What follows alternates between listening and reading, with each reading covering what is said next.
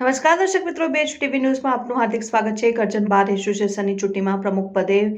Minesh advocate સહિત હોદ્દેદારો ચૂંટાયા। આજરોજ કરજણ જૂના બજાર ખાતે આવેલ કરજણ સિવિલ કોર્ટ સંકુલમાં કરજણ વકીલ મંડળની સને 2024-25ની ચૂંટણી યોજાઈ હતી, જેમાં વકીલ મંડળના કુલ 69 મતદારોએ મતદાન કર્યું, જેમાં પ્રમુખ તરીકે સામાજિક કાર્યકર મુંડીવાસી એકતા મંચના અધ્યક્ષ એડવોકેટ મિનેશ પરમાર વિજેતા જાહેર થયા હતા અને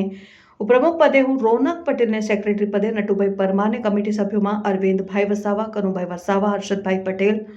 મલિક ઇમરાનભાઈ દિલાવર, સમીર સિંધે ચૂંટાયા હતા અને સમગ્ર ચૂંટણીની કામગીરી ચૂંટણી કમિશનર શ્રી હર્ષદ ચાવડા તથા મદદનીશ કમિશનર અરવિંદભાઈ પરમારે કામગીરી નિભાવી હતી। બ્યુરો રિપોર્ટ,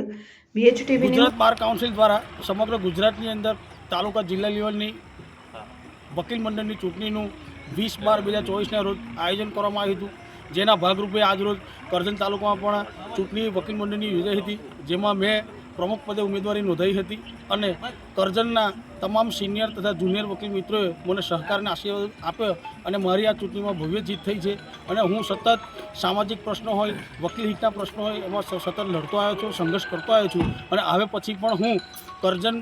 વકીલ મંડળના જે કંઈ પ્રશ્નો હશે એ પ્રશ્નોને હલ કરવા માટે પ્રયત્નશીલ રહીશ અને મારી જ્યારે કરજણ વકીલ મંડળને જે જગ્યાએ જરૂર પડશે તે હું હાજર રહીશ અને ફરી એક વખત હું કરજણના તમામ વકીલોનો ખૂબ ખૂબ આભાર વ્યક્ત કરું છું।